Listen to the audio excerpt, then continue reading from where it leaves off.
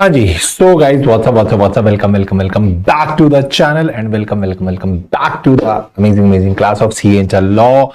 Very good afternoon to all of you, very good evening to all of you. Welcome back.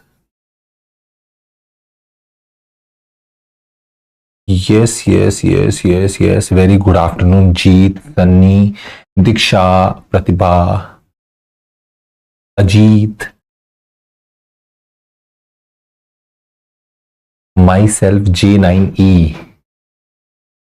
Good afternoon Arjun, Jay Kripalani, Lucky and Naveen Singh and Sakshi and everyone. चलो हम लोग आज कौन से chapter के question करने वाले हैं सर? हम लोग चैप्टर करने वाले हैं chapter number 6, that is charges. ठीक है, आज हम लोग क्या करने वाले हैं? आज हम लोग करने वाले हैं chapter number 6, that is charges. ठीक है सर, चलो आज थोड़ा धीरे धीरे ही बोलूंगा मैं। और जब तुम लोगों ने अगर चार्जेस रिवाइज नहीं किया है तो go to the revision video में जाओ। रिवीजन वीडियो में पहले चार्जेस रिवाइज करो, उसके बाद क्वेश्चन करना। ठीक है, ये क्वेश्चन की पीडीएफ कहां मिलेगी? टेलीग्राम चैनल में। टेलीग्राम चैनल का लिंक आपको डिस्क्रिप्शन में मिल जाएगा, वहां से आप ये पीडीएफ डाउनलोड कर सकते हो। ठीक है, जिसपे मैं क्वेश्चन लिखवाऊंगा। राइट, अगर आपने डाउनलोड कर लिए तो बहुत अच्छी बात है। आरजी बोल रही है हमने कर लिए। And if you are new at the channel then please do like the video and do subscribe the channel so that कोई भी कंटेंट आपसे मिस आउट ना हो, सारी चीजें आपको मिल जाए। ठीक है सर। सर मेरी गर्लफ्रेंड ने बोला है अपनी हेल्थ का ध्यान रखो। ठीक है, ओके, थैंक यू। इधर सुनो, क्वेश्चन नंबर 1 से स्टार्ट करते हैं, चार्जेस से। क्वेश्चन नंबर 1 से स्टार्ट करते हैं चार्जेस से। लिखो क्वेश्चन नंबर 1। क्वेश्चन नंबर 1 क्या बोलता है? नहीं, आराम से। City bakers limited obtained a term loan of ₹1 crore from DNB bank limited. एक कंपनी है सिटी बेकर लिमिटेड, इसने क्या किया? इसने लोन लिया 1 करोड़ रुपए का। कहां से लिया? डीएनबी बैंक लिमिटेड से। The loan was granted by the bank by creating a charge on one of its office building. और कंपनी ने लोन लिया था क्योंकि कंपनी ने अपनी एक ऑफिस बिल्डिंग पे चार्ज क्रिएट किया था। चार्ज क्रिएट करना मतलब कि कंपनी ने क्या किया था? कंपनी ने एक ऑफिस बिल्डिंग को गिरवी रखवाया था, चार्ज क्रिएट किया था, and the charge was duly registered within 20 days from the date of creation of charge. Wow, charge जिस दिन क्रिएट हुआ था वहां से 20 दिन के अंदर अंदर क्या हो गया था? चार्ज रजिस्टर भी हो गया था। The charge was already registered within 20 days. मेरे को कोई बच्चा बताएगा कितने दिन के अंदर अंदर चार्ज रजिस्टर हो जाना चाहिए? वैसे इन जनरल टाइम क्या होता है, कितने टाइम के अंदर अंदर चार्ज रजिस्टर हो जाना चाहिए? Sir charge should be registered within a period of 30 days, but यहां तो इन्होंने 20 days में रजिस्टर करा लिया, तो अभी तक तो मुझे क्वेश्चन में कुछ होता हुआ नजर आ नहीं रहा। Will such registration of charge be deemed to be a notice of charge to any person who wishes to lend money to the company against the security of such property? ओ, अगर यही property कल को company किसी और के पास, lender के पास गिरवी रखवाए और फिर कंपनी बोले कि अब हमको लोन दे दो, तो क्या वो लेंडर को बताना पड़ेगा कि ये चार्ज रजिस्टर्ड है? या फिर ये चार्ज अगर रजिस्टर हो गया, ये चार्ज अगर रजिस्टर हो गया तो उस लेंडर को डीम्ड नोटिस माना जाएगा, यानी हम तो ये मान के चलेंगे कि उस लेंडर के पास बाय डिफॉल्ट इंफॉर्मेशन थी। तो yes sir, section, very good, सब लोग सही लिख रहे हैं एकदम। सेक्शन नंबर 80 लगेगा। सेक्शन नंबर 80 क्या बोलता है? The person who is transacting with the company is deemed to have the notice of registration of charge. हम तो मान के चलेंगे कि उसे चार्ज के बारे में पता था। अगर उसे चार्ज के बारे में नहीं पता था तो भैया उसकी गलती। यानी कभी भी जब आप कंपनी के साथ ट्रांजैक्ट करो तो इट इज योर रिस्पॉन्सिबिलिटी कि आप एक बार क्या करवाओ, सर्च एंड सर्वे करा के पहले ये चेक कर लो। आरओसी के पास जाओ ना, आरओसी के पास जाके इंस्पेक्शन करा लो, और इंस्पेक्शन करा के ये देखो कि क्या कंपनी ने इस प्रॉपर्टी पे कोई चार्ज तो नहीं क्रिएट किया हुआ, और अगर किया हुआ है तो फिर वो ट्रांजेक्शन मत करो। तो ये तो आपको देखना पड़ेगा। Yes, it is deemed to be the notice and also explain the extension of the time limit of registration under the companies act. अगर मान लो ये चार्ज 30 डेज के अंदर अंदर रजिस्टर नहीं हो पाता, अगर सेक्शन नंबर याद नहीं हो रहे कोई बात नहीं, इट्स ओके। अगर ये चार्ज 30 डेज के अंदर अंदर रजिस्टर नहीं हो पाता तो फिर हम कितने दिन के अंदर अंदर इसको रजिस्टर करा सकते थे? फिर हम किसको रजिस्टर करा सकते थे? लिखेंगे जरा आंसर। सबसे पहले लिखेंगे as per section 80 of companies act 2013, as per section 80 of Companies Act 2013, it provides, ऐसे लिखो, as per section 80 of the Companies Act 2013, if any charge is registered under section 77, अगर आप ये भी नहीं लिखते हो अंडर सेक्शन 77 तो सीधा ऐसे लिख दो, if any charge is registered as per the provision of companies act 2013। अगर तुम्हें यहां पे ये याद नहीं आ रहा कि सेक्शन 77 था या कौन सा था रजिस्ट्रेशन ऑफ चार्ज का, तो आप सीधा लिख दो if any charge is registered under the provision of the companies act 2013। ठीक है, तो भी ठीक है। तो if any charge is registered under section 77 then any person acquiring such property or asset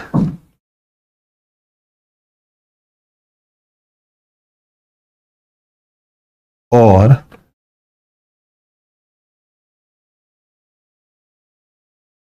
undertaking or interest therein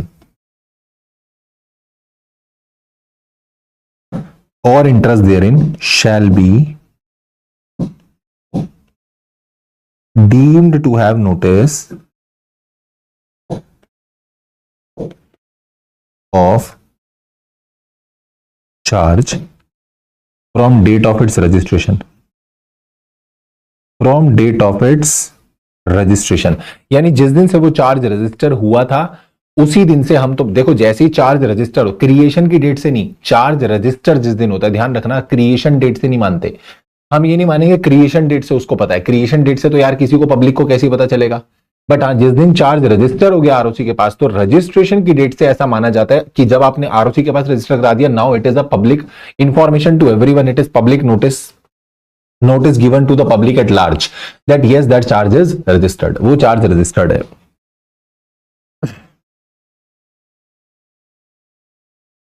So anyone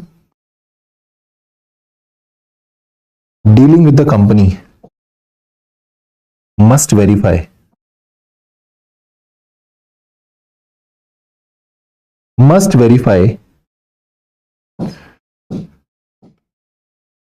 as per ROC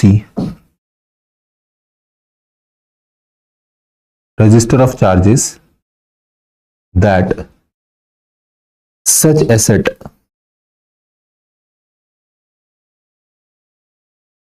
is under any charge or not, is under any charge or not. तो आप जब ROC, आप जब कोई भी transaction करोगे ना, you have to get itself, get that asset checked once. ROC के रिकॉर्ड्स के हिसाब से उसे चेक करा लो कि कहीं कोई एसेट पर चार्ज क्रिएटेड तो नहीं है। तो as per aforementioned provision, it can be stated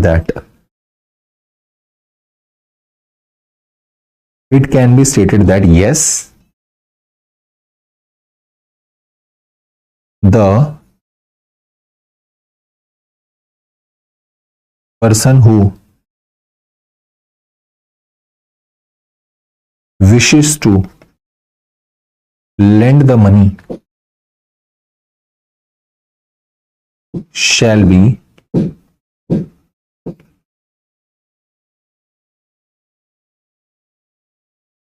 deemed to have notice of charge।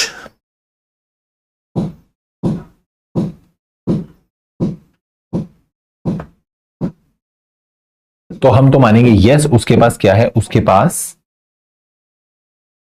Charge already क्या है, उसके नोटिस, उसको नोटिस था। हाँ यस, फॉरेन कंपनी के भी करेंगे दोबारा से क्वेश्चंस और कुछ डिफरेंट क्वेश्चंस देखेंगे। मतलब ऑलमोस्ट ये जितने भी सारे क्वेश्चंस मैं करा रहा हूं, आई एम ट्राइंग कि मैं सारे वो अलग क्वेश्चन कराऊं जो पुराने वाली प्लेलिस्ट में नहीं है। राइट इसके बाद आगे बोलता है बताओ टाइम लिमिट क्या होगी एक्सटेंशन की। मुझे कोई बताएगा what is the time limit of extension? कितने टाइम के अंदर अंदर तुमको वो एक्सटेंडेड पीरियड कितना होता है कि अगर मान लो 30 डेज में चार्ज रजिस्टर नहीं होता, तो अगर 30 दिन के अंदर चार्ज रजिस्टर नहीं होता तो फिर आपको कितने दिन के अंदर चार्ज को रजिस्टर कराना पड़ेगा? आपको कितने दिन के अंदर चार्ज को रजिस्टर कराना पड़ेगा? वेरी गुड सर, अगर इनिशियल 30 डेज के अंदर चार्ज रजिस्टर नहीं होता तो फिर उससे अगले 30 दिन के अंदर रजिस्टर कराना पड़ेगा with the payment of additional fees. और अगर फिर भी नहीं कराते तो फिर आपको और 60 दिन मिलेंगे bye paying the ad valorem fees. तो एड वैलोरम फीस देके आप क्या करा सकते हो, चार्ज को रजिस्टर करा सकते हो। तो द फाइनल टाइमलाइन इज 30, 30 और 60। लिखो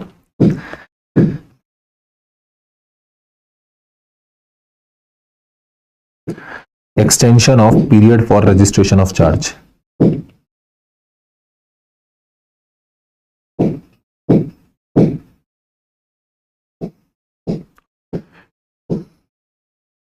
When a charge is created,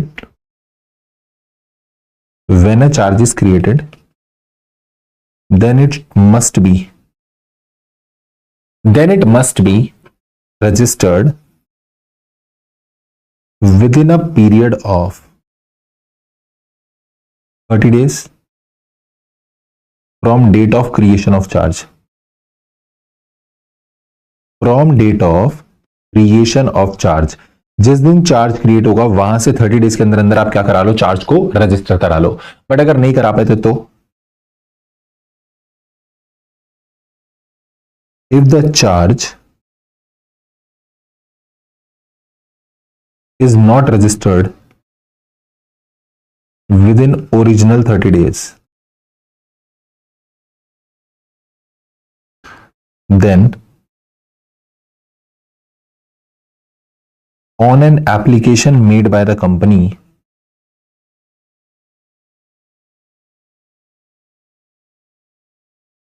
ROC may grant extension and charge can be registered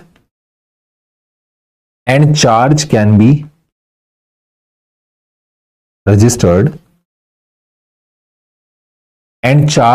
be registered with in, पता है लॉ में कैसा लिखा है? लॉ में लिखा है with in 60 days from the creation of charge. Law में क्या लिखा है? With in 60 days of creation of charge. Creation of charge से 60 डेज के अंदर अंदर,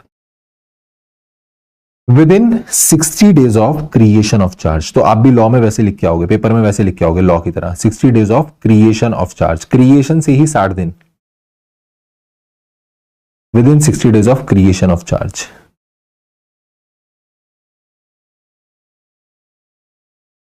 If the charge is not registered within extended period, अगर आप extended period में भी चार्ज को रजिस्टर नहीं करा पाते, देन व्हाट विल हैपन? अगर आप एक्सटेंडेड पीरियड में भी चार्ज को रजिस्टर नहीं करा पाते, आओ ये भी तो लिखा है, ये भी तो लिखना है, bye paying additional fees,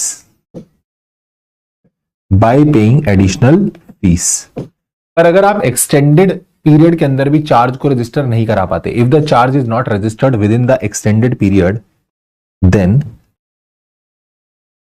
company shall make application to ROC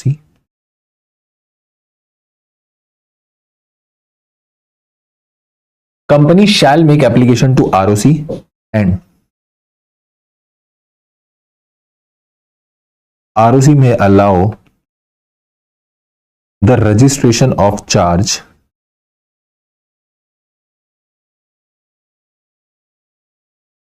within further period of 60 days। अब फर्दर पीरियड आ जाएगा, यानी वो वाले 60 खत्म होने के बाद आपको 60 दिन मिलेंगे। आफ्टर पेइंग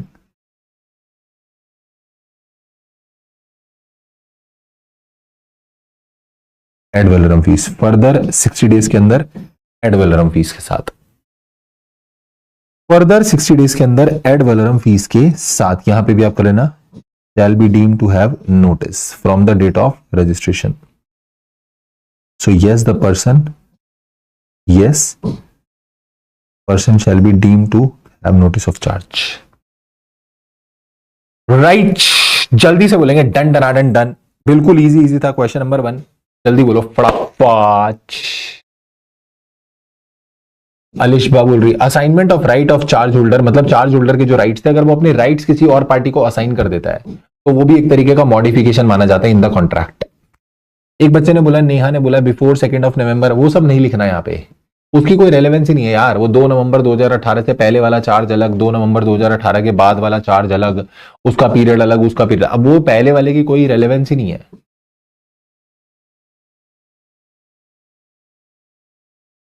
पहले वाले की कोई रेलेवेंस ही नहीं है, ठीक है। वो वाला वो हमको ध्यान नहीं रखना वाला, ठीक है।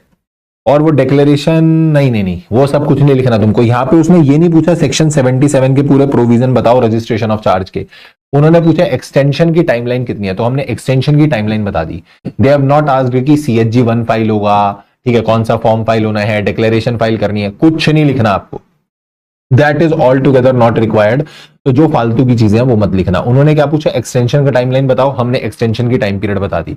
और उन्होंने सेक्शन 80 का प्रोविजन पूछा, हमने सेक्शन 80 का क्वेश्चन का आंसर दे दिया।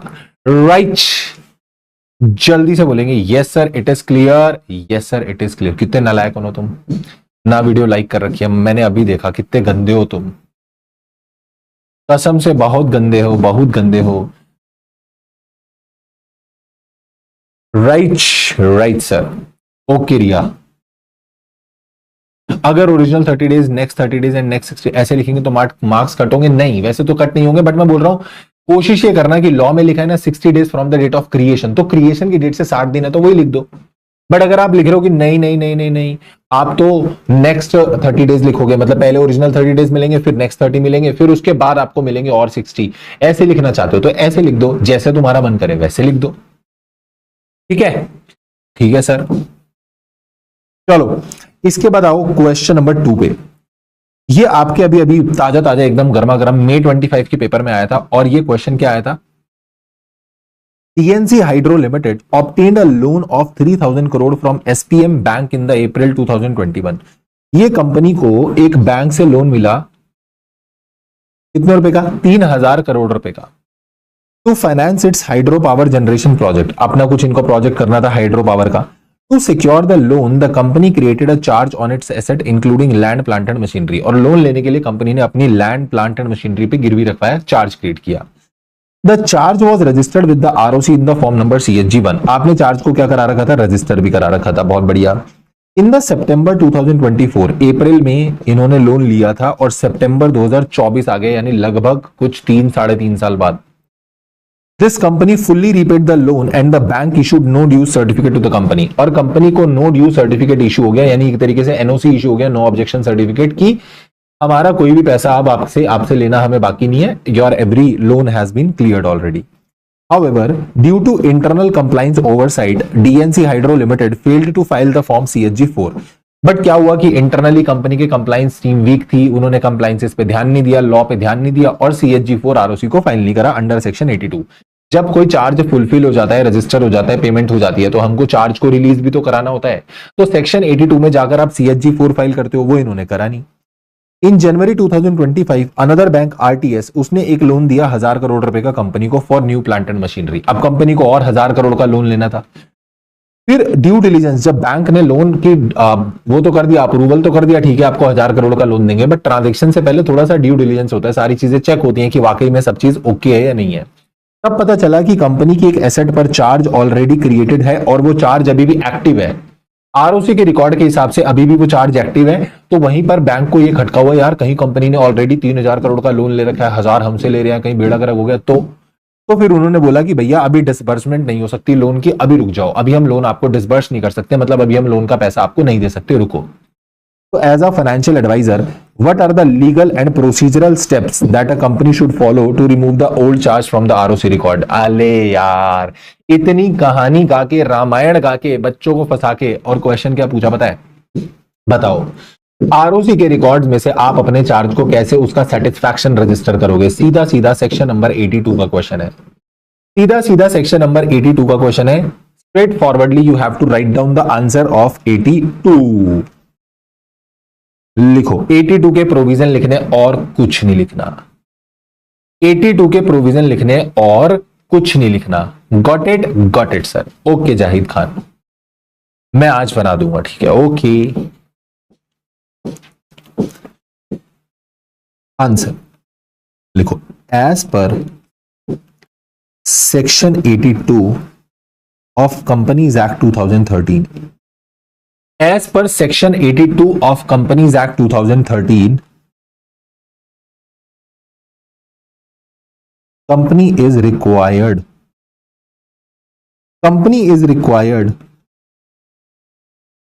to give intimation of payment or satisfaction of charge, to give intimation of payment or satisfaction of charge to ROC within कितने दिन के अंदर पे करते हैं, सॉरी कितने दिन के अंदर आपको इंटीमेशन देनी होती है आरओसी को? Let's you will answer first. कितने दिन के अंदर आपको आरओसी को इंटीमेशन देनी है? हाँ जी, वेरी गुड, 300 दिन के अंदर। 300 दिन टोटल पीरियड है, उसमें एक्सटेंडेड पीरियड भी आ जाएगा। ओरिजिनल कितने दिन होते हैं? ओरिजिनल 30 डेज, बट उसके बाद एक्सटेंशन लेकर 30 डेज ओरिजिनल होते हैं from the date of payment, और डेट ऑफ पेमेंट से ही 300 दिन, एक्सटेंडेड पीरियड मिलाकर 300 दिन होता है। तो हम लिखेंगे to give the intimation of the payment और satisfaction of the charge to the ROC within 30 days, within 30 days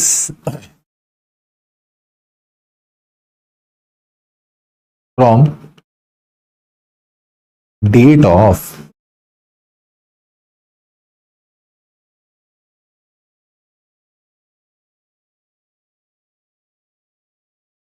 payment or satisfaction of charge, from date of payment or satisfaction of charge। ठीक है sir, आगे लिखना। however if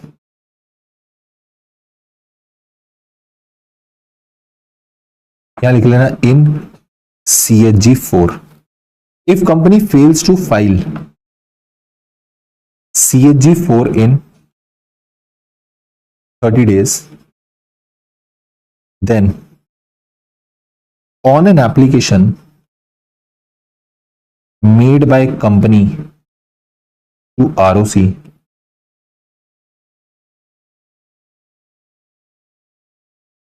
ROC may grant extension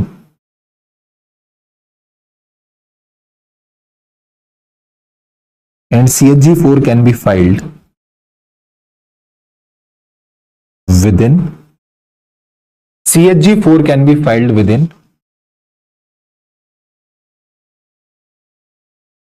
300 days from date of payment or satisfaction of charge. From date of payment और satisfaction of charge. फिर इसके बाद notice भेजा जाता है चार्ज होल्डर को। अच्छा, आरओसी क्या करता है, चार्ज होल्डर को नोटिस भेजता है और नोटिस देके पूछता है कि भैया आपकी पेमेंट आ गई, आपकी पेमेंट आ गई। तो वो बताता है कि हाँ मेरी पेमेंट आ गई है, आप चार्ज रिलीज कर दो। तो ये CHG5 इशू कर देता है। पर अगर वो बोलता है कि नहीं, मैं अभी ऑब्जेक्शन डाल रहा हूं, अभी पेमेंट नहीं हुई है प्रॉपर, तो आप चार्ज रिलीज मत करना, तो फिर आरओसी क्या करता है, अपने रिकॉर्ड्स में उसको नोट कर लेता है और पार्टी को बता देता है, यानी कंपनी को बता देता है।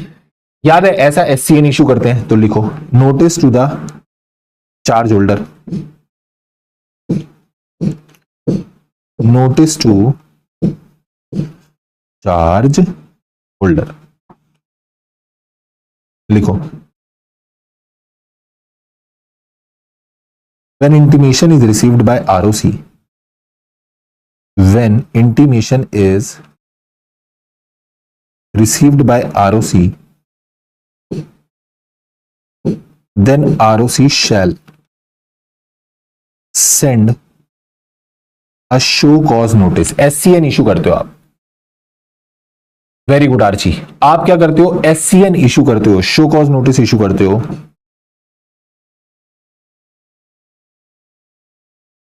To charge holder to show cause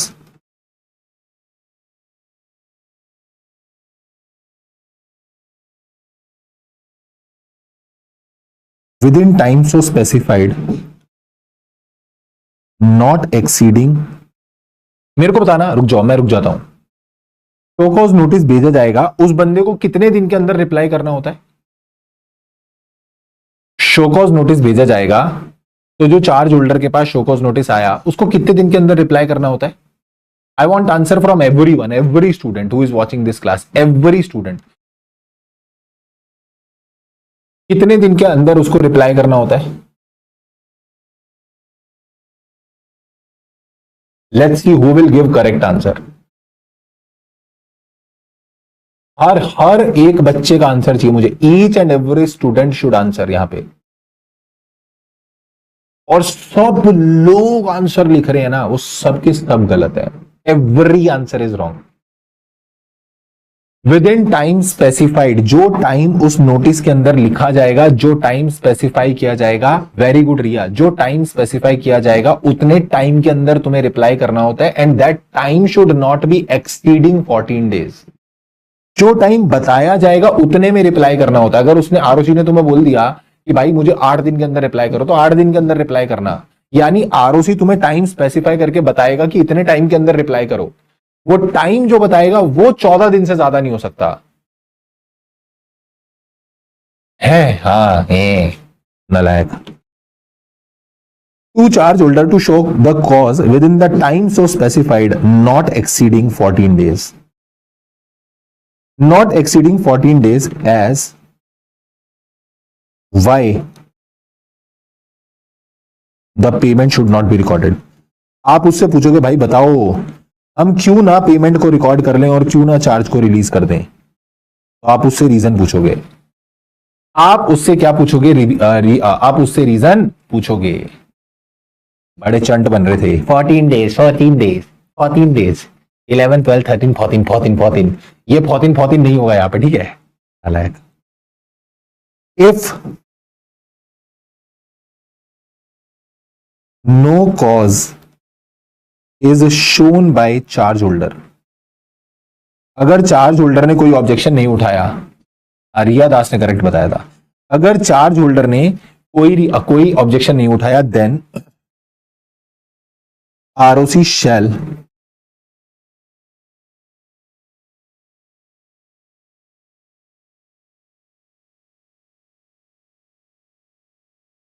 enter, ROC shall enter memorandum of satisfaction in register of charge. ROC shall enter the memorandum of satisfaction in register of charge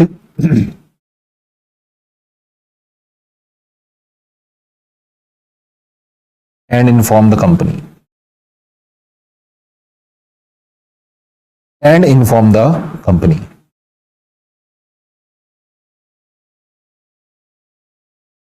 If any cause is shown, या पहले पूरा लिख लो, and issue certificate of registration of satisfaction of charge in form number CHG5. In the form number CHG5. ठीक है sir. In the form number CHG5. CHG5 के अंदर certificate issue हो जाएगा. If cause is shown, अगर उसने objection उठा दिया, if cause is shown by the charge holder, अगर चार्ज होल्डर ने ऑब्जेक्शन उठाया तो फिर क्या होगा?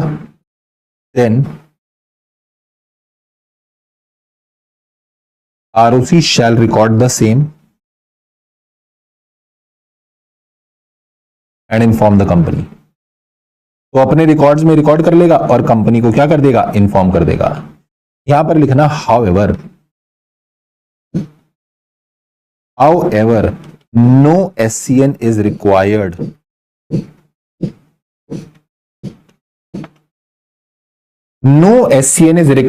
to be sent to the charge holder. Charge holder को SCN भेजने की जरूरत नहीं होती. No SCN is required to be sent to the charge holder. Charge holder को आप SCN नहीं भेजोगे इफ आप चार्ज होल्डर को SCN नहीं भेजोगे if CHG4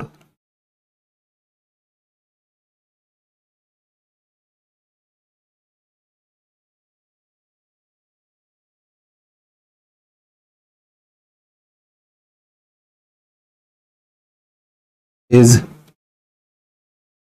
sent by CHG4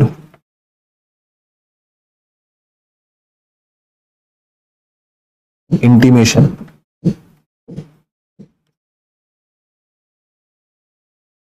to ROC contains sign of charge holder. उसमें चार्ज होल्डर के ऑलरेडी साइन है. उसमें चार्ज होल्डर के वेरी गुड. उसमें चार्ज होल्डर के ऑलरेडी साइन है तो आपको SCN भेजने की जरूरत नहीं है. तो लिखो इन द गिवन केस. हमने प्रोविजन लिख दिया पूरा. इन द गिवन केस लिखना DNC hydro limited.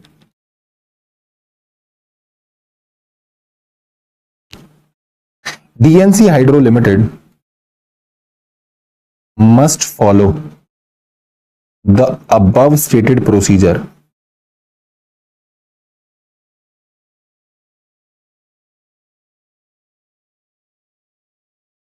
to register the satisfaction of charge. To register the satisfaction of charge. Preservation वाले की कोई जरूरत नहीं है.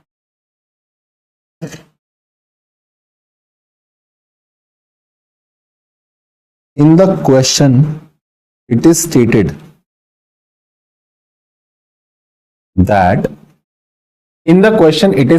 that वो पुराने वाला बैंक कौन सा था? SPM bank. उसने ऑलरेडी देखो नो ड्यूज सर्टिफिकेट कंपनी को दे दिया था. तो अगर उसने नो ड्यूज सर्टिफिकेट कंपनी को दे दिया था तो कंपनी जब जाकर CHG4 फाइल करेगी उसके साथ नो ड्यूज सर्टिफिकेट लगा रही है जब बैंक के द्वारा इशूड है तो फिर वो उसको SCN क्यों भेजेगा? बात तो सही है. तो बात तो सही है. ठीक है. तो अगर आपके पास ऑलरेडी नो ड्यूज सर्टिफिकेट है तो आपको दोबारा से क्या नहीं आएगा? कोई SCN नहीं आएगा. In the question it is stated that SPM bank already issued no dues certificate to company, so there is no requirement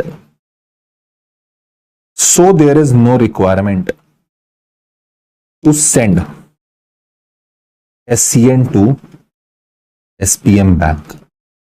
आपको SCN बैंक को SPM भेजने की नहीं, SPM बैंक को SCN भेजने की जरूरत नहीं है। ये है आपका क्वेश्चन नंबर 2 और जल्दी से मेरे को बोल दो yes sir it is done done done done. इसके साथ ये जरूर लिख लोगे, एक लाइन और लिखनी है तो लिख लो, एक कंक्लूजन और लिख लो, फाइनलाइज थोड़ा सा। सो DNC hydro limited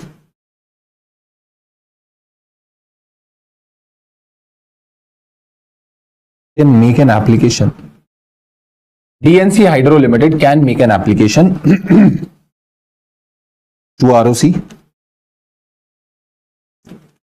for registration of satisfaction of charge within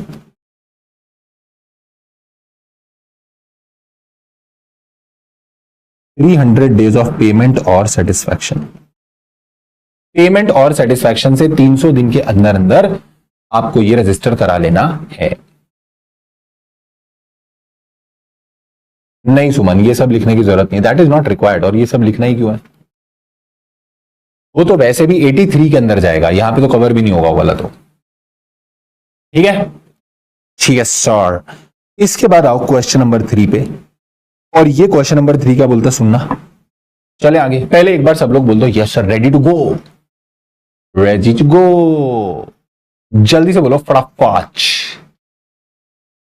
तुमको इजी लग रहा है, तुमको लॉ डिफिकल्ट तो नहीं लग रहा भाई? अगर तुम अच्छे से रिवीजन वीडियोस कर रहे हो और ये क्वेश्चन आंसर्स प्रैक्टिस मेरे साथ कर रहे हो और डिसिप्लिन से अगर तुम सेल्फ क्वेश्चन कर रहे हो तो डेफिनेटली तुमको लॉ डिफिकल्ट नहीं लगेगा, डेफिनेटली तुमको लॉ डिफिकल्ट नहीं लगेगा। पर अगर तुमने बदमाशी की, अगर तुमने नालायकों वाले काम करे थोड़े से, तो फिर आपको लॉ डिफिकल्ट लगेगा। अगर आप ऐसा डिसिप्लिन से नहीं चलोगे तो फिर आपको लॉ डिफिकल्ट लगेगा।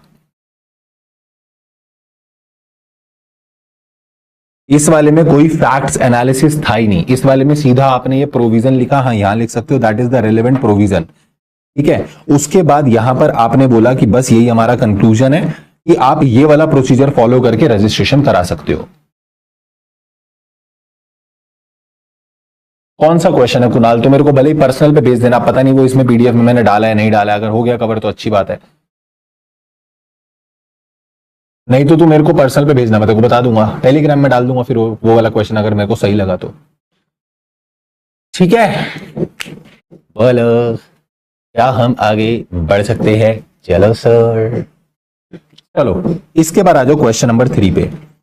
PQR Limited, a manufacturing company, is in the process of expanding its operation। ये कंपनी अपने बिजनेस ऑपरेशंस को एक्सपैंड करना चाह रही थी।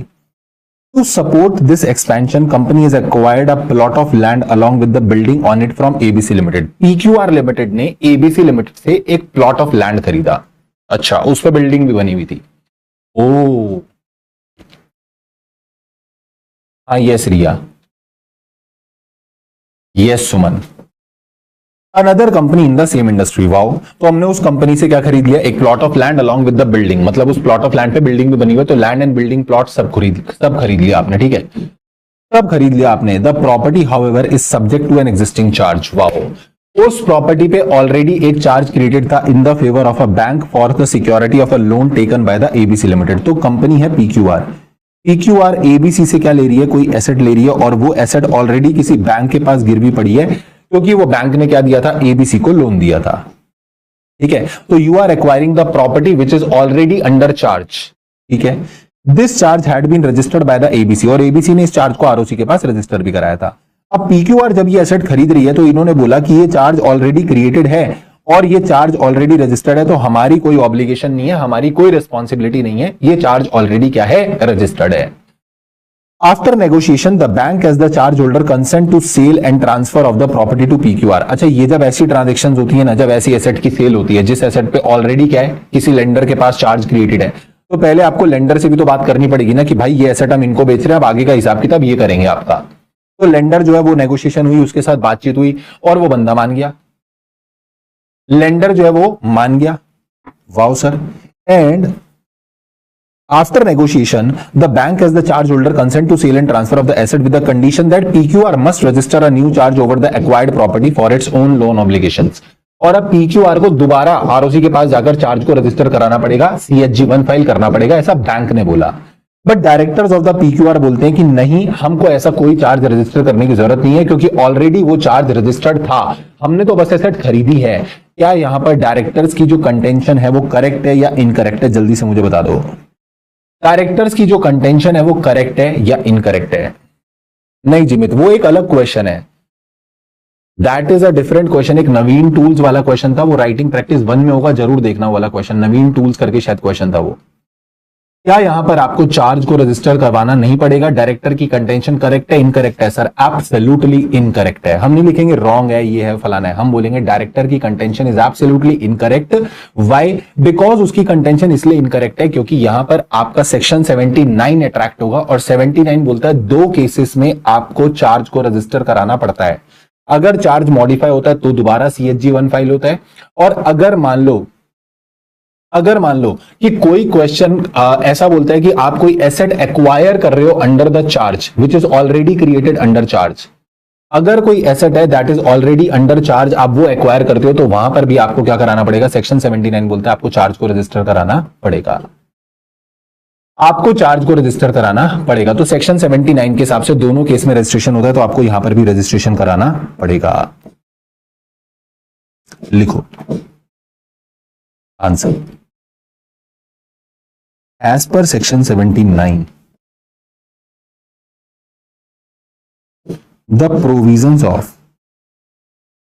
section 77 of registration of charge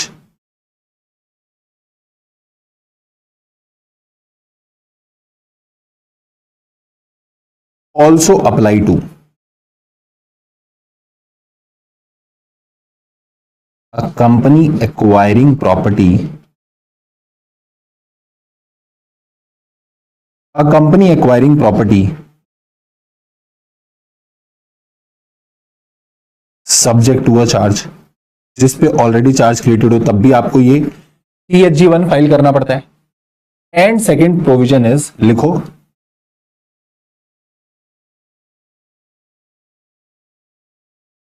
any modification in terms and condition और एक्सटेंट और operation of charge of registered charge,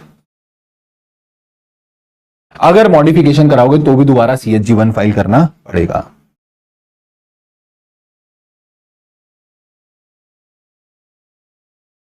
so as per section 79, in case where a property is already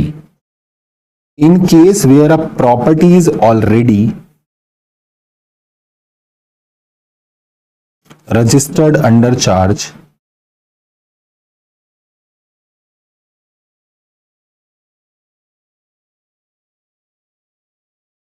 where up, ऐसे लिखो, there is a property on which charge is already registered, on which charge is already registered, and such property is sold by permission of charge holder, then company has to get that charge registered. Then acquiring company, ऐसे लिखना, then acquiring company has to get that charge registered.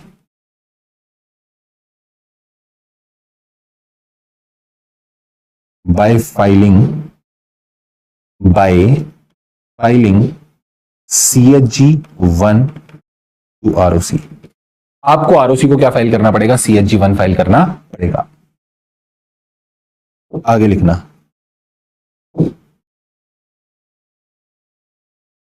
so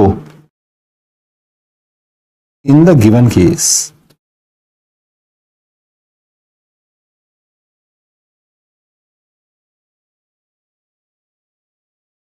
PQR Limited is required to create a fresh charge on the property so acquired।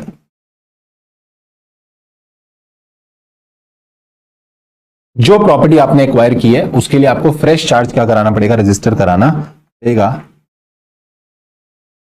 with the ROC as per section 77 provisions।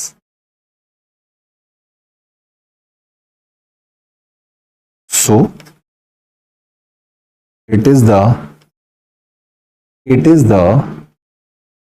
responsibility, sir ये responsibility है किसकी? It is the responsibility of PQR Limited to ensure that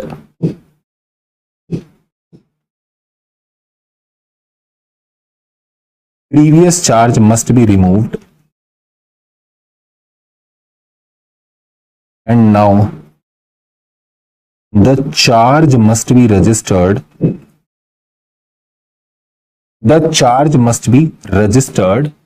in its own name।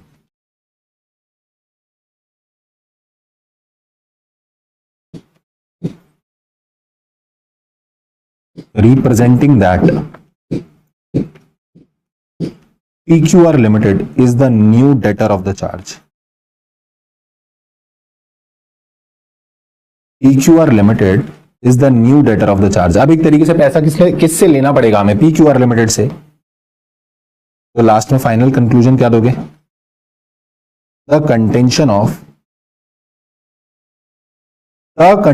Of directors of PQR Limited is incorrect as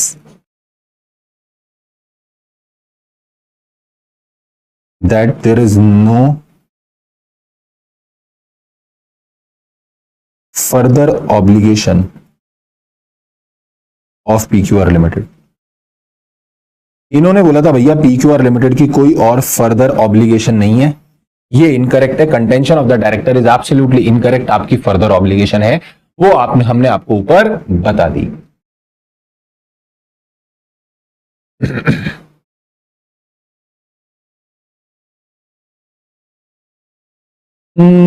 डाल सकते हो बेटा mail एक बारी।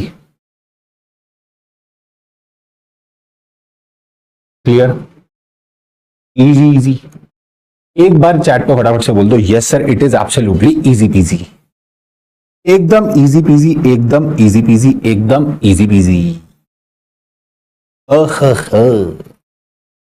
चले आगे।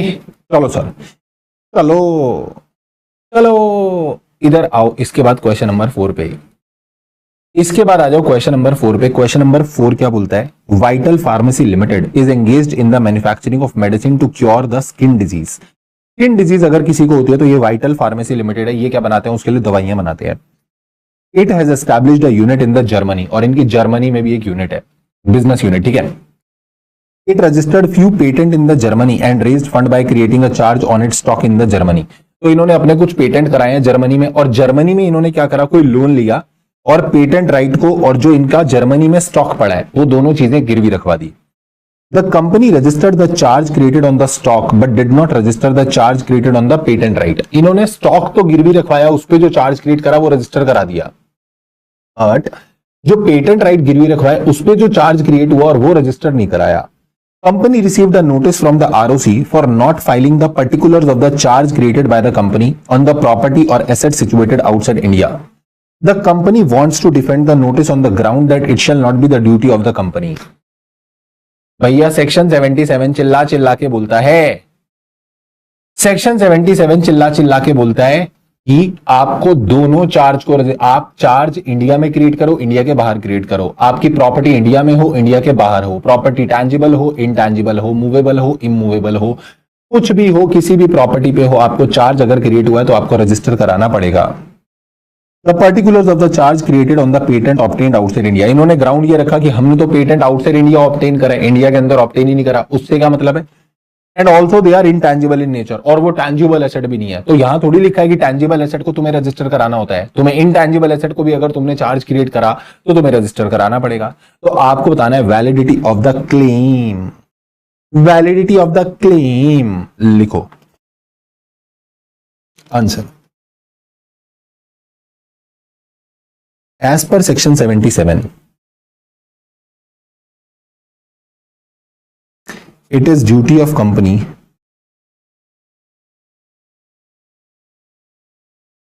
creating a charge whether in India or outside India on its property, assets, undertaking, whether tangible or intangible.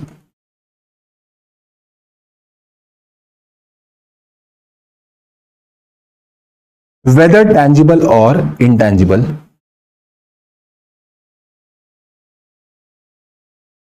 duty of company to register the charge. चाहे वो एसेट इन इंडिया हो, आउटसाइड इंडिया हो, asset चाहे आपकी tangible हो, intangible हो, to register the charge, आपको charge को क्या कराना पड़ेगा? रजिस्टर कराना पड़ेगा.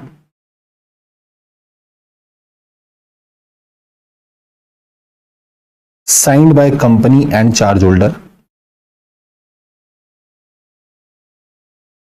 Along with instrument creating charge. जिस इंस्ट्रूमेंट से वो चार्ज रजिस्टर हुआ है, यानी वो लोन, डॉक्यूमेंट, एग्रीमेंट जो भी है, creating charge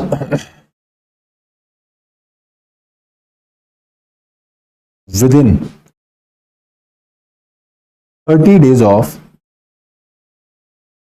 creation of charge on payment of such fees and in such form as may be prescribed.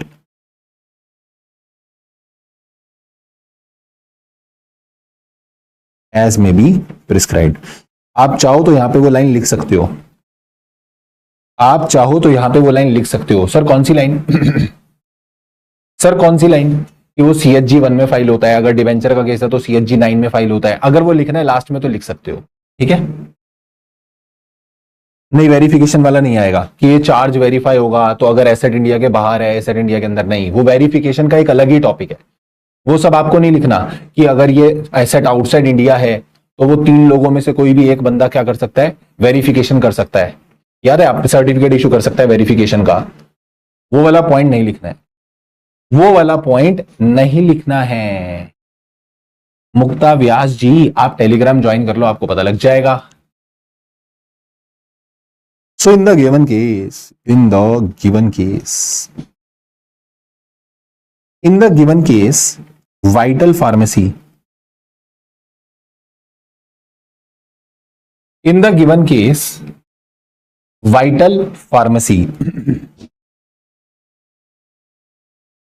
has raised, Vital Pharmacy has raised the funds by creating charge on stock and patent rights.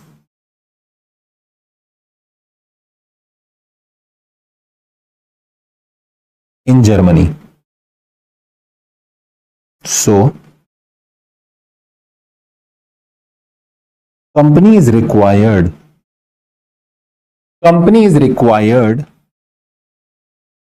to register the charge. Company is required to register the charge. Company को charge register कराना पड़ेगा. Company is required to register the charge on the tangible as well as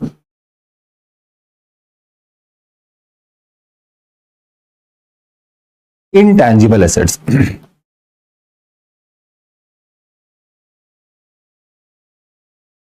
Whether situated in India or outside India. चाहे वो create हुआ हो India के अंदर, चाहे वो क्रिएट हुआ हो इंडिया के बाहर. But company has registered the charge created on stock only.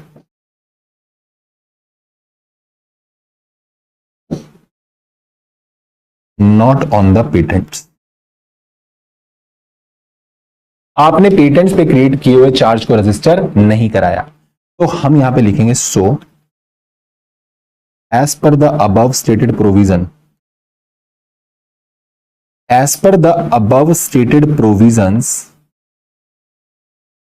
as per the above stated provisions, the contention of company is incorrect. Company की कंटेंशन एकदम इनकरेक्ट है because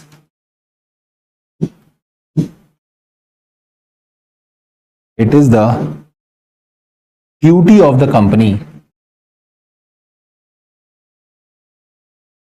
to register the charge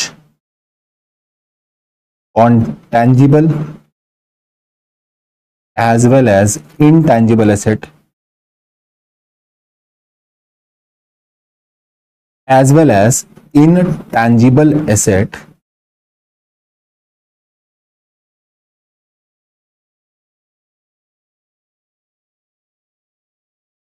created outside India. देखो अभी मैंने comma मारा तो comma मार के क्या हुआ, ये वाला सेक्शन यहां ब्रेक, ये वाला सेंटेंस यहां ब्रेक हो गया. अब मैं इस लाइन को ऐसे पढ़ सकता हूं, it is the duty of the company to register the charge created outside India on tangible as well as intangible asset. तो this is how you can write it down. Validity पूछा, validity, examine the validity of the company's claim. हाँ ठीक गए तुम, आयु पंचल ने एकदम correct answer दिया है, सीख गए हो. तो यहां लिखोगे as per the above stated provision the claim of the validity of या claim of the company is invalid. ऐसे लिख लेंगे.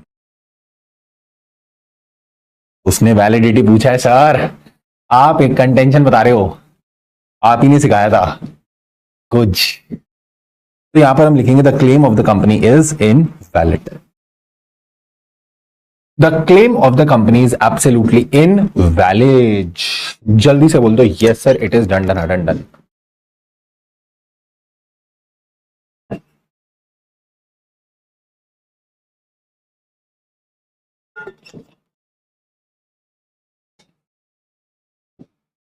क्लियर है? बस ये कुछ मुझे नए क्वेश्चन दिखे थे. इसके अलावा एक क्वेश्चन मेरे को सेल्फ के लिए तुम्हें देना था तो मैंने ये डाल दिया यहां पे. तुम्हें करना सेल्फ ही ये वाला क्वेश्चन करना सेल्फ है क्योंकि मैं ऑलरेडी ये पुरानी प्रैक्टिस में करा चुका हूं. और अगर 3 प्लेलिस्ट है राइटिंग प्रैक्टिस की, ठीक है, मई वाली, सितंबर वाली और ये वाली, इन तीनों के सारे क्वेश्चन कर लोगे ना. चार्जेस के जो चैप्टर के क्वेश्चन है, चार्जेस चैप्टर के मैं बात कर रहा हूं, पूरा क्वेश्चन बैंक हो चुका, पता है आपको. चार्जेस के तो सारे क्वेश्चन मैं लिखवा के करा चुका हूं भाई ऑलमोस्ट. मतलब मेरे को नहीं लगता कोई भी क्वेश्चन ऐसा रहा होगा जो तुमने चार्जेस का नहीं किया होगा. 1-2 क्वेश्चन मैं आपको दिखाता हूं अभी पुरानी राइटिंग प्रैक्टिस से, ठीक है, वो मेरे को डिस्कस करने हैं. तो एक पहले ये वाला डिस्कस कर लेते हैं, उसके बाद वहां पे चलते हैं. Ranjit acquired a property from PQR Limited which was mortgage to Pyramid Bank. Ranjit एक नाम का बंदा है, उसने ना एक बैंक से क्या ली, एक प्रॉपर्टी ली, जिस प्रॉपर्टी पे ऑलरेडी चार्ज क्रिएटेड था. इस रंजीत ने बैंक को सारे ड्यूज पे कर दिए, सारा पैसा पे कर दिया. और इस चीज को सब रजिस्ट्रार के पास नोटिस में भी, मतलब उसके सब रजिस्ट्रार के पास क्या करा लिया उसने, रजिस्टर भी करा दिया कि मैंने पैसे दे दिए और मेरा लोन वोन सेटल हो गया। बट ना तो कंपनी ने ना बैंक ने किसी ने भी सेटिस्फैक्शन ऑफ चार्ज के पर्टिकुलर आरओसी के पास फाइल करे, यानी CHG4 किसी ने भी फाइल नहीं करा, ना तो कंपनी ने फाइल करा और ना ही बैंक ने फाइल करा, दोनों में से किसी ने भी फाइल नहीं करा, दोनों में से किसी ने भी फाइल नहीं करा। अब क्या रंजीत जाकर आरओसी को बोल सकता है और आरओसी को बोल के ये बोल सकता है भैया देखो मेरे पास प्रूफ है, ये लोन असल में रीपे हो गया तो आप एसेट को रिलीज कर दो? तो क्या रंजीत जाके ऐसा बोल सकता है? Answer is yes, absolutely Ranjit जाके बोल सकता है। कोई बच्चा मेरे को सेक्शन बता सकता है कौन सा सेक्शन है ये? Anyone can tell which is the section, from which section this question is? Kunal ने बोला सेक्शन नंबर 82।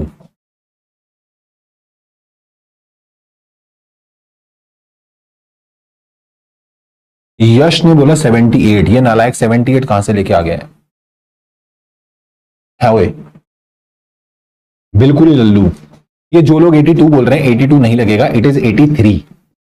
82 में वो चार्ज होल्डर बोलता है या कंपनी बोलती है, पर 83 बोलता है कि अगर ना तो कंपनी ने आरओसी को बताया ना चार्ज होल्डर ने आरओसी को बताया, पर आरओसी के पास एविडेंस आ गए कि यस वाकई में लोन रीपे हो चुका है और ये चार्ज को रजिस्ट्रेशन से हटाना है, हमको रिलीज करना है, हटाना है, तो आरओसी के पास इस चीज का एविडेंस होना चाहिए। अगर आरओसी के पास इस चीज का एविडेंस आ गया तो आरओसी के पास पावर होती है सुओ मोटो। सुओ मोटो वो क्या कर सकता है? वो सुओ मोटो आपके चार्ज के सेटिस्फैक्शन को रजिस्टर कर देगा और CHG5 आपको क्या कर देगा? इशू कर देगा। मैं इसका आंसर आपको दिखाता हूं। मुझे जहां तक याद है मैंने डेफिनेटली ये क्वेश्चन करवा रखा है पहले भी, तो मैं आपको एक बार क्वेश्चन दिखाता हूं। वेट,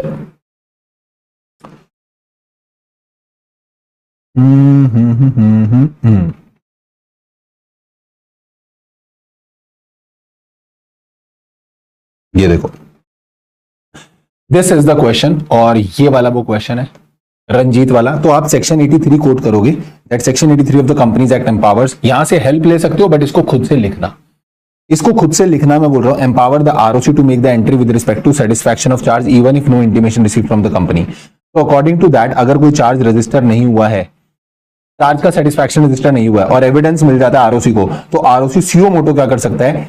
अपनी एंट्री रिकॉर्ड कर लेगा, मेमोरेंडम ऑफ सेटिस्फैक्शन रिकॉर्ड करेगा, चार्ज पूरा हो चुका है, और आरओसी क्या कर देगा? CHG5 इशू कर देगा within a period of 30 days. दोनों पार्टीज को क्या कर देगा? इन्फॉर्म कर देगा। Therefore Ranjit can approach to the ROC and evidence उसको शो करो, और एविडेंस शो करोगे तो आरओसी क्या कर देगा? आपका चार्ज रजिस्टर कर देगा, मतलब चार्ज का सेटिस्फैक्शन एक्चुअली रजिस्टर्ड कर देगा। CHG10 क्या था? CHG10 ये होता है सेक्शन नंबर 78 में जब चार्ज होल्डर जाता है चार्ज को रजिस्टर कराने, जब वो चार्ज को रजिस्टर कराने जाता है, 77 में तो कंपनी को बोला हुआ है, बोरोवर को बोला हुआ है कि आप चार्ज को रजिस्टर कराओ, बट अगर आप चार्ज को नहीं रजिस्टर कराते हो इन द ओरिजिनल 30 डेज, तो charge holder as per section 78 जाकर एप्लीकेशन डालेगा पहले आरओसी को कि प्लीज आप मुझे अलाउ करो कि मैं CHG1 फाइल करूं। तो वो जो चार्ज होल्डर एप्लीकेशन डालता है वो एप्लीकेशन डालता है in the form number CHG10। ठीक है, इसके बाद मुझे ना तुम्हें एक आध क्वेश्चन और दिखाना है, सुन लो जरा पहले, इतनी तुमको भागने की जल्दी पड़ी है।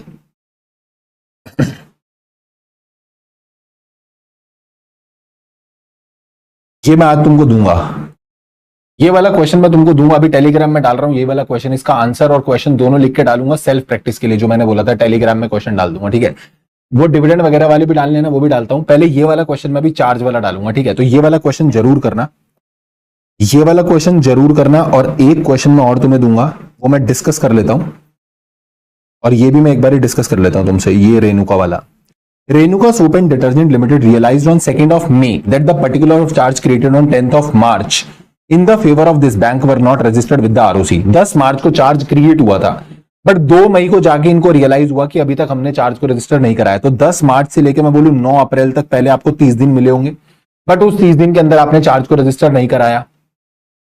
उस 30 दिन के अंदर आपने चार्ज को रजिस्टर नहीं कराया। ठीक है, ठीक है, तो आप बताओ क्या प्रोसीजर फॉलो करना पड़ेगा कि अब 2 मई को इनको याद आया है तो ये चार्ज को रजिस्टर करा सकते हैं। हाँ भाई, अभी 2 मई को तुमको याद आ गया, तो 10 मार्च से 10 अप्रैल, मतलब 10 मार्च से 9 अप्रैल, 9 अप्रैल से 8 मई, तो तुमको पहले ही तो याद आ गया, 60 दिन अभी खत्म कोई हुए हैं क्रिएशन से, तो तुम एडिशनल फीस देके चार्ज को रजिस्टर करा सकते हो। बट अगर यहीं पे इनको याद आया होता 2 मई की जगह 7 जून को, फिर क्या होता? फिर अगर इनको इस दिन याद आया होता तो फिर ये एड वैलोरम फीस देके रजिस्टर करा सकते थे। तो ये है वो एक्सटेंशन वाला क्वेश्चन ही, बस थोड़ा सा डेट में खेल के फंसाया हुआ है। तो आरटीपी एमटीपी में कई बार पूछा हुआ है, तो हो सकता है एग्जाम में डेफिनेटली पूछेंगे कभी ना कभी। तो एक तो ये वाला क्वेश्चन तुम करना, ठीक है। सेक्शन 83 चार्ज होल्डर पे भी लगता है ना? नहीं। 83 में तो ये है कि ना तो चार्ज होल्डर ने ना कंपनी ने किसी ने भी आरओसी को नहीं बताया, आरओसी को खुद ब खुद एविडेंस मिला। अब एविडेंस कैसे मिलेगा? जैसे मैंने बताया, कोई बंदा कंपनी की प्रॉपर्टी खरीद लेता है, तो वो बंदा जाके आरओसी को बताएगा कि ये वाला प्रॉपर्टी तो मैंने खरीद लिया, लोन भी सेटल हो चुका है, तो आप चार्ज को रिलीज कर दो।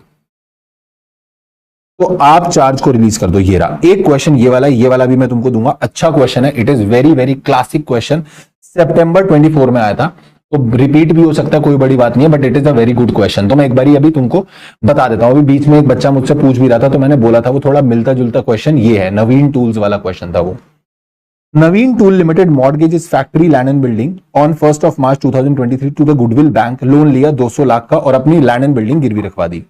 क्रेडिट लिमिट सैंक्शन हो गई, बैंक ने लोन तुमको सैंक्शन कर दिया, बट कंपनी ने एक्चुअल में जो लोन यूज किया वो अगस्त में किया। मतलब तुमने मार्च के महीने में क्या करा? गिरवी रखवाया, बट तुमने लोन का पैसा एक्चुअल में यूज कब करा? अगस्त में, जब उसकी कंपनी के फेवर में आपको चेक काट के देना था अपने क्रेडिटर को, जब आपने रॉ मटेरियल खरीदा। जब ऑडिट हुई तो ऑडिटर ने ये चीज को पॉइंट आउट किया मैनेजमेंट से कि आपने नॉन कंप्लायंस कराया of the registration of charge, और आपने चार्ज को टाइम के अंदर रजिस्टर नहीं कराया। कंपनी ने बोला, कंपनी भाई साहब देखो कितनी चंड चालाक थी। यस जिमित, कंपनी कितनी चंड चालाक थी। कंपनी ने बोला भैया हमें मॉर्गेज लिमिट भले ही मार्च में मिल गई थी, पर हमने पैसा यूज कराया अगस्त में, तो अगस्त से हमारे ऊपर लाइबिलिटी आएगी। हमको चार्ज क्रिएट करके रजिस्टर कराना था। हमको चार्ज क्या कराना था? रजिस्टर कराना था।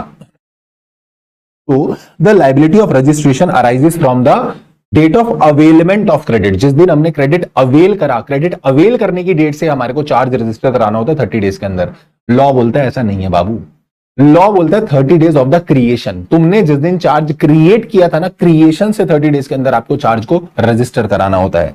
फिर आगे बोलते हैं फर्दर द कंपनी मैनेजमेंट ये भी बोलती है that it is the responsibility of the bank, यानी कि फाइनेंसर की रिस्पॉन्सिबिलिटी है that the charges should be registered since the registration of charges to be effected in the favour of bank and bank's own benefit. लो अपना पल्ला ही झाड़ लिया, बोल रहे हमारी तो रिस्पॉन्सिबिलिटी नहीं है।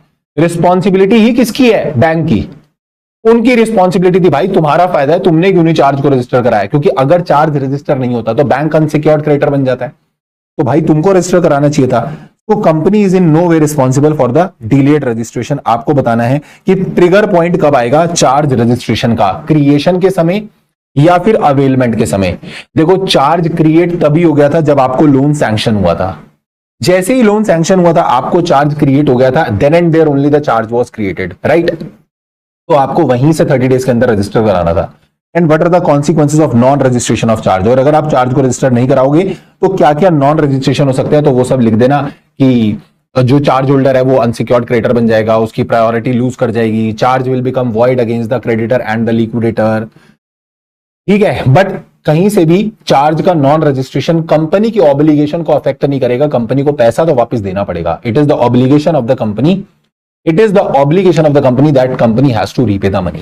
तो ये क्वेश्चन मैं अभी तुमको टेलीग्राम में डाल के दे रहा हूं, इसका आंसर यहां पे लिखना खुद से, ठीक है। 2 क्वेश्चन मैं तुमको दे रहा हूं, अभी तुम सेल्फ प्रैक्टिस करोगे। बाकी और जो तुमको सेल्फ करने, ये पीडीएफ टेलीग्राम पे ऑलरेडी डली हुई है। क्वेश्चन निकालो, लिखने बैठो, कहीं पे अटको तो वीडियो खोल लो और उसे देख लो। राइट सर, क्लियर है? क्लियर है सर। डन डनाडन डन, डन डनाडन डन। क्लियर? जल्दी जल्दी बोलेंगे। अब तुम्हारा काम क्या है, बस अब जब क्लास खत्म होगी तो तुम बढ़िया बढ़िया कमेंट कर देना, वीडियो को शेयर कर देना, वीडियो को लाइक कर देना, चैनल को सब्सक्राइब कर देना। And see you tomorrow for the next chapter. कल करेंगे डिपॉजिट्स। कल डिपॉजिट्स रिवाइज करके रखना, ठीक है। डिपॉजिट्स की रिवीजन वीडियो चैनल पे है, रिवीजन वीडियो जाओ देखो, आराम से पूरा चैप्टर रिवाइज करो अच्छे से, बहुत अच्छे से रिवाइज हो जाएगा। और उसके बाद फिर हम डिपॉजिट के क्वेश्चन करेंगे। राइट सर, चलो। This is all for today. Thank you so much. Take care. Bye bye. And keep working very, very hard as someone somewhere is waiting for your success. Thank you so much. Take care. Tada. Bye.